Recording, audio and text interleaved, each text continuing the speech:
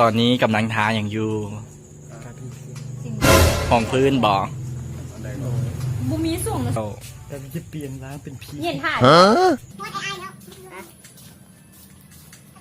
จอดแล้วเย็นถ่ายวิธีแต่งหน้าของสาวดอนนี่บ้านนนแก้วเนาะจะเป็นสไตล์แบบนี้ลุคเซ็กซี่ลุกหนาเฮาไปดูเสื้อสีลุ้งไปปาเอาปะสีลุงใส่เอ็นดีเจแล้วนะว้ายอายเขาหน้าท้องขึ้นยุหันกันไม่ใช่มีหน้าท้องอยู่ใส่มีกูแวบเปิดเบิ่งโอ้ยดักโมให้เดี๋ยวนี้หน้าจอยหรือว่าแนวใดจอยห่านพอแล้ว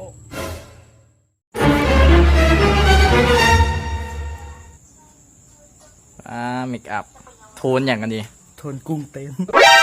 โทนใบเฟิร์นใบหินเอา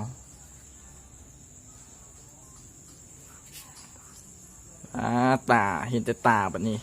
กลางคืนหน้าที่ลอยไปคิ้วใจมีตีนี่ลิปแพร์เด้งเด้งเด้งอีตาหนูแดงหนูแค่นอนโมเมหามือเลยกระทาทำ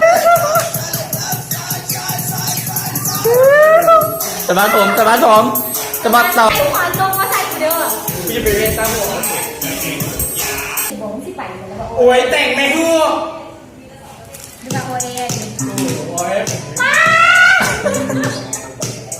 คุณอยากได้หน้าเนี่ยเนาะอยากได้เป็นผู้ของเราอะเอามาตัดเพิ่งนานตัดเพิ่งนานเดี๋ยวฟ้าจีมีแต่งไม่มีโน้นมา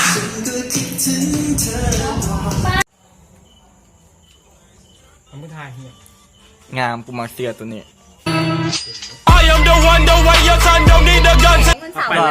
มันคือมิกกี้เมาส์เว้ยไปแต่วันเสาร์มันคือมิกกี้เมาส์จะมองมิกกี้ฮีเฮ้เลยโตปุ้งปุ้งเป็นอย่างมันเลยใช่แต่หีชี้วิธีทาปากแบบเอา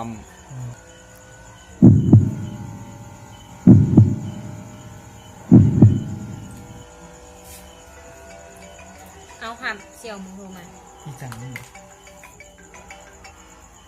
ฮัลโหลฮัลโหลฮะถามคือผู้ชายกูจะบ้านที่ใส่เด้อแล้วมาฮอดใส่ละล่ะ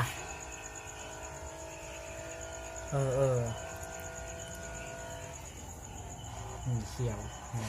อันเสียอย่างเดียวก็สู้ I am the one, the way your son don't need a gun to get respect up on the street. Under the sun, the bastard.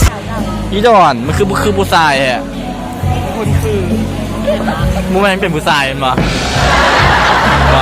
อันนี้คืออาบุกามาเที่ยวไปบ่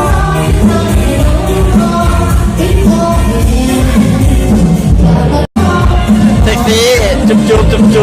ซอฟอินซอฟเซ็กซี่ซอฟปั่นทำเกี่ยวหาจะไม่ได้แอมเบลจะกูดีนี่งั้นจิ้มต่อยังต้องเป็นเลยกูย่าจะตีมึงยี่ใส่ตอนนี้มันเฮ็ดอย่างกันนั้นหาแม่กันซ้ายมีมาไม่เจอสองอันนี้โอ้ยโคตรหายนะกูบ้าอย่างมาด้วยฮะไปเขาไม่คิดจะห้องต่อเนาะมีเงินเยอะเขาไม่มีเงินเท่าไหร่เฮ้ยอีเมย์ว่าเฮ้ยได้มึงนี่กูจะไปนอนที่ห้องแถวมึงเลยเดี๋ยวมึงด่ากูไม่ถูกตีนกูรู้มันนอนที่ไหนกินเบียร์ต่อยังไม่ได้ว่าสินอนเนาะกูยังไม่ได้เมาซะมาดีครับสตาร์ชินอนเลยครับสอนอนเลยครับเฮ้ยเงินกูหมดเ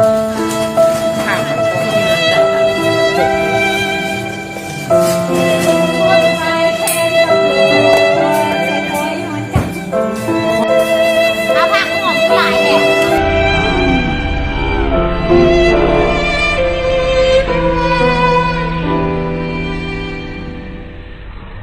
ห้องแถวมันจะนอนหา6 คนพูนอีกอย่างอีโมมันก็สิเมือมึงสิอยู่กับไผ่มึงสิเบิ่งมึงเพื่อนที่เดี๋ยวสินอนเนาะกูยังไม่ได้เมาซะ ลูกเสื้อคุณ อีโม เมื่อไหร่นี้ ใส่ยาง